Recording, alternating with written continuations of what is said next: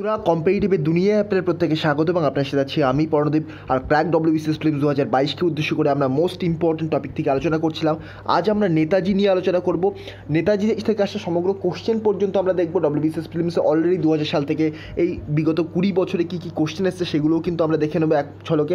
এই ভিডিওটা করার আমার একটিমাত্র উদ্দেশ্য, কোশ্চেন কীভাবে রিপিট হয় সেটা আমি আপনাদের দেখাবো। তাছাড়া নেতাজি সম্পর্কে যাবতীয় তথ্য আমি আপনাদের প্রোভাইড করবো। চলুন ভিডিওটা শুরু করা যাক। তার পূর্বে WBCS প্রিলিমস 2022-এর জন্য কমপ্লিট কোর্স রয়েছে। ইংলিশ রয়েছে, এখানে অ্যানসিয়েন্ট মেডিভেল হিস্ট্রি রয়েছে, মডার্ন হিস্ট্রি এবং INM রয়েছে। এখন অ্যানসিয়েন্ট মেডিভেল হিস্ট্রির সেশন চলছে। জিওগ্রাফি রয়েছে কমপ্লিট, ম্যাথ এবং GI রয়েছে, পলিটি আছে, ইকোনমি আছে, কারেন্ট অ্যাফেয়ার্স এবং GK এবং তার সাথে সায়েন্স প্লাস স্টাডি মেটেরিয়াল 15ই এপ্রিলের মধ্যে প্রোভাইড করে দেওয়া হবে একসাথে।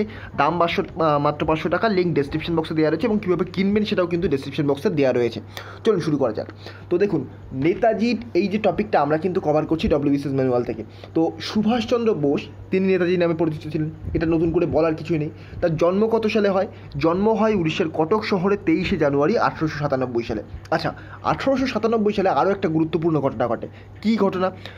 1897 সালে কিন্তু বেলুর মঠ, আপনারা জানেন রামকৃষ্ণ মিশন প্রতিষ্ঠা হয় 1897 সালে স্বামী বিবেকানন্দ দ্বারা।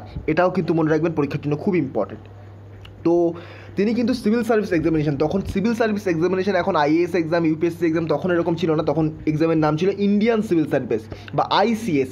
সেই ICS এক্সাম কিন্তু 1920 সালে তিনি ক্র্যাক করেন এবং ক্র্যাক করার পরেও কিন্তু তিনি পদত্যাগ করেন। তিনি গান্ধীজির ডাকে অসহযোগ আন্দোলনে কিন্তু যোগ দেন 1920 সালে।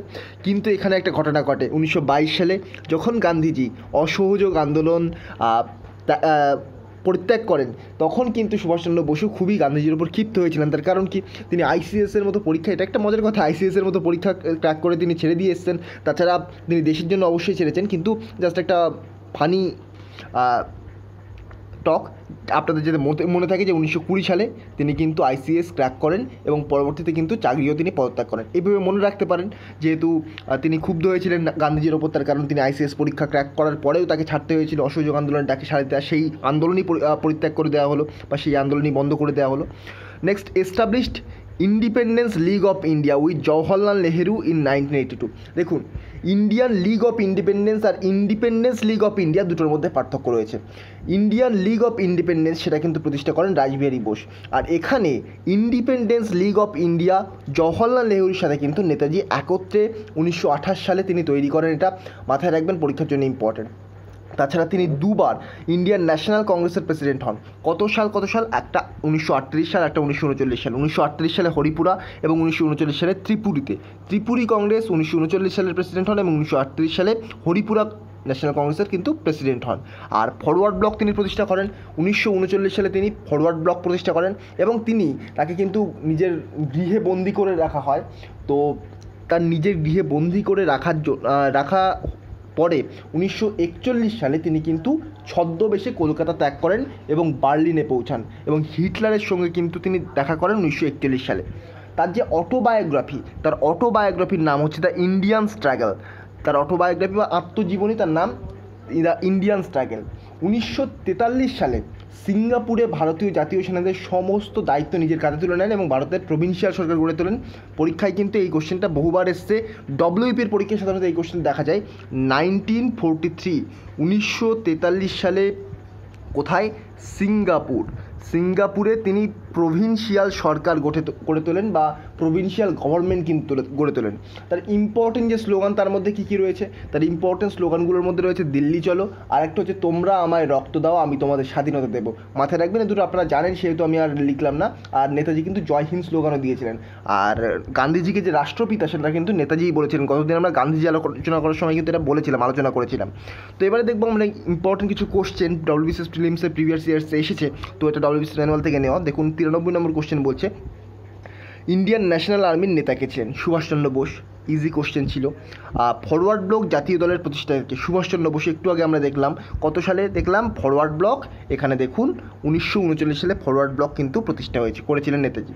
তারপরে সুভাষচন্দ্র বসু ভারতীয় সরকার গঠিত হওয়ার ঘোষণা কোথায় করেন? দেখুন, একটু আগে যেটা বললাম 1943 সালে সিঙ্গাপুরে তিনি কিন্তু প্রভিন্সিয়াল গভর্নমেন্ট গঠন করেন। তো সেটা কিন্তু কারেক্ট আনসার হবে সিঙ্গাপুর। 2004 যে কোশ্চেনটা এসেছিল, কোন সালে সুভাষচন্দ্র বসু তার এলগিন রোডের বাড়ি থেকে পালিয়ে গেছিলেন? একটু আগে বললাম বার্লিনে তিনি পালিয়ে গেছিলেন, এলগিন রোডের বাড়ি থেকে ছদ্মবেশে পালিয়ে গেছিলেন। দিয়েছিলেন কত সালে? 1941 সালে। জয় হিন্দ স্লোগান কে দিয়েছিলেন? সুভাষচন্দ্র বসু, কারণ এটা সুভাষচন্দ্র বসু সম্পর্কে কোশ্চেন, তো অবশ্যই কিন্তু সুভাষচন্দ্র বসুই অ্যান্সার হবে। তাছাড়া আজাদ হিন্দ ফৌজের দায়িত্ব নেতাজির হাতে কে তুলে দিয়েছিলেন? মাথায় রাখবেন এটা কিন্তু রাসবিহারী বোস। সুভাষচন্দ্র বসু দিয়ে কোশ্চেন মানে কিন্তু এই না যে এটা সুভাষচন্দ্র বসু হবে। আজাদ হিন্দ ফৌজের দায়িত্ব নেতাজির হাতে তুলে দিয়েছিলেন রাসবিহারী ঘোষ। ফরওয়ার্ড ব্লককে প্রতিষ্ঠা করেন সুভাষচন্দ্র বসু। কবে আজাদ হিন্দ ফৌজ গঠিত হয়? কারেক্ট অ্যান্সার 1 সেপ্টেম্বর 1942, তবে কিন্তু আজাদ হিন্দ ফৌজ গঠিত হয়। 2012 সালে কী কোশ্চেন? আজাদ হিন্দ ফৌজ কোথায় প্রথম স্থাপিত হয়? সিঙ্গাপুর। দেখুন এই কোশ্চেনটা কিন্তু আমরা একটু আগে দেখলাম, দেখুন এই কোশ্চেনটা এটাই কিন্তু রিপিট হয়ে গেল। তো কোশ্চেন কিন্তু নেতাজির থেকে কোশ্চেন বারবার রিপিট হয়, একই টাইপের কোশ্চেন বারবার কিন্তু জিজ্ঞাসা করা হয়। যেমন দেখুন দ্বিতীয়বারের জন্য সুভাষচন্দ্র বসু কংগ্রেসে কোথায় নির্বাচিত হয়েছিলেন? একটু আগে আলোচনা করলাম 1938 সালে হরিপুরা, 1939 ত্রিপুরীতে। তো ত্রিপুরীতে নেতাজি কিন্তু এই কংগ্রেসের সভাপতি নির্বাচিত হয়েছিলেন, বা আইএনসি ইন্ডিয়ান ন্যাশনাল কংগ্রেসের প্রেসিডেন্ট হিসেবে নির্বাচিত হয়েছিলেন। 2013 সালে কী কোশ্চেন এসেছিল? কে সুভাষ বোসের আজাদ হিন্দ ফৌজের সদস্য ছিলেন? তো ক্যাপ্টেন মোহন সিং সদস্য ছিলেন, বাকিরা কিন্তু ভুল বললাম, ছিলেন না। ক্যাপ্টেন মোহন সিং ছিলেন না, বাকিরা PK সাইগল, শাহনওয়াজ খান, GS জিলন এরা কিন্তু সদস্য ছিলেন। নেক্সট, কার পতনের পরে সুভাষচন্দ্রের নেতৃত্বে আজাদ হিন্দ ফৌজ ব্রিটিশদের কাছে আত্মসমর্পণ করেছিল? মনে রাখবেন জাপান যখন হেরে গিয়েছিল তখন কিন্তু দ্বিতীয় বিশ্বযুদ্ধ চলছিল। সেই সময় জাপান যখন হেরে যায় সেই সময় কিন্তু সমর্পণ করেছিল। একটা খুব ভালো ওয়েব সিরিজ রয়েছে নেতাজি এবং আজাদ হিন্দ ফৌজকে নিয়ে, জাস্ট আমি নামটা মনে করতে পারছি না, যদি কখনো মনে পড়ে আমি আপনাদের নামটা বলে দেবো।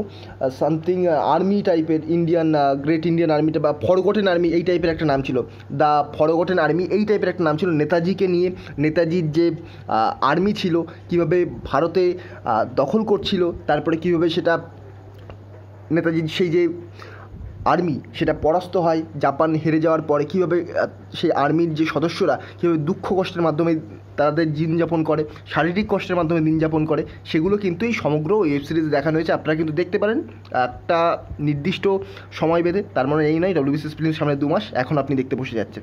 নেক্সট, 2015 সালে ভারতের জাতীয় বাহিনীর INA প্রতিষ্ঠাতার অধিনায়ক কে ছিলেন? মনে রাখবেন ইন্ডিয়ান ন্যাশনাল আর্মি প্রতিষ্ঠা করেন রাসবিহারী বসু। পরবর্তীকালে রাসবিহারী বসু নেতাজির হাতে সেটা কিন্তু ট্রান্সফার করেন, এটা মাথায় রাখবেন, পরীক্ষার জন্য ইম্পর্টেন্ট। তারপর 106 নম্বর কোশ্চেন, ত্রিপুরী অধিবেশনে কংগ্রেস সভাপতি হওয়ার জন্য সুভাষ বসু কাকে পরাজিত করেছেন? দেখুন পট্টবী সীতারামাইয়াকে নেতাজি পরাজিত করেছিলেন, কিন্তু পট্টবী সীতারামাইয়ার ওপরে গান্ধীজির সাপোর্ট ছিল, আর গান্ধীজির সাথে এই যে নেতাজির যে ভাবাদর্শ, যে আইডিওলজি, সেটা কিন্তু অনেকটাই মিলত না। তো সেহেতু পট্টবী সীতারামাইয়াকে গান্ধীজি সাপোর্ট করেছিলেন এবং তাদের পক্ষে মেজরিটি না থাকা সত্ত্বেও কিন্তু নেতাজি পদত্যাগ করেন। নেক্সট, কবে আজাদ হিন্দ ফৌজ গঠিত হয়েছিল? 1 সেপ্টেম্বর 1942। একটু আগে কিন্তু এই কোশ্চেনটা দেখলাম আমরা, তাহলে কোশ্চেন দেখতে পাচ্ছেন রিপিট হচ্ছে বারবার। আন্দামান ও নিকোবর দ্বীপপুঞ্জ 1944 খ্রিস্টাব্দে অস্থায়ী আজাদ হিন্দ সরকারের অধীনে প্রথম ভারতীয় স্বাধীনতাপ্রাপ্ত ভূখণ্ড নামকরণ করা হয়েছিল, তাদের নাম কি? একটা হচ্ছে শহীদ দ্বীপ এবং স্বরাজ দ্বীপ। আন্দামান ও নিকোবর দ্বীপপুঞ্জ এদের নামকরণ কী করা হয় 1944 সালে? শহীদ দ্বীপ এবং স্বরাজ দ্বীপ। তারপর বলছে 109 নম্বর কোশ্চেন, কোন বছর সুভাষচন্দ্র বসুর জার্মানিতে মহানিশ্রমণ হয়েছিল? এর কথার অর্থ হচ্ছে কবে তিনি জার্মানিতে পালিয়ে গেছিলেন। কারেক্ট আনসার হবে 1941 সালে। এর আগে কিন্তু এসছে 2 থেকে 3 বার। কবে কার অধিনায়কত্বে ইন্ডিয়ান ন্যাশনাল আর্মি অনুষ্ঠিত হয়েছিল? দেখুন সেই একই কোশ্চেন, রাসবিহারী বসু 1942। আমি বারবার বললাম রিপিট হবে কোশ্চেন কিন্তু রিপিট হচ্ছে। INAর বিখ্যাত বিচার মামলা দিল্লির লালকেল্লায় কত সালে অনুষ্ঠিত হয়েছিল? তো 1946 সালে কিন্তু অনুষ্ঠিত হয়েছিল। আর ইন্ডিয়ান ইন্ডিপেন্ডেন্স লিগ এটা প্রতিষ্ঠা করেন রাসবিহারী বোস। আচ্ছা, এইটা নিয়ে আমি একটা কোশ্চেন করব, আপনারা আমাকে কমেন্ট বক্সে উত্তর দেবেন। এই যে INAর যে বিখ্যাত বিচার মামলা, এই মামলায় কে লড়েছিলেন এই INAর পক্ষ থেকে? অবশ্যই ইন্ডিয়ান। তো ইন্ডিয়ান কে লড়েছিলেন এই INAর পক্ষ থেকে? তো ইম্পর্টেন্ট কোশ্চেন। তো এই ছিল দেখুন আমাদের কিছু ইম্পর্টেন্ট কোশ্চেন নেতাজি সম্পর্কে, এবং নেতাজি থেকে পরীক্ষায় অলরেডি এসে গেছে, আর এই তথ্যগুলো মাথায় রাখবেন। আশা করা যায় এখান থেকে একটি কোশ্চেন আসতে পারে, যদি এখান থেকে কোশ্চেন আসে। বেসিক ফ্যাক্টগুলো কিন্তু এখানেই কভার হয়ে গেল। তো এই ছিল ভিডিও। যদি ভিডিওটা ভালো লেগে থাকে, এই ধরনের ভিডিও আরও পেতে চান, চ্যানেলটিকে সাবস্ক্রাইব করুন, পাশে থাকা বেল আইকনটিকে প্রেস করতে ভুলবেন না। আর আপনারা কিন্তু কমপ্লিট কোর্স কিনতে পারেন, এখানে আপনারা ডিটেলসে সব কিছু পেয়ে যাবেন। আজকের মতো গুড বাই, পরবর্তী ভিডিওতে আপনাদের সাথে আবার দেখা হবে। Thank you.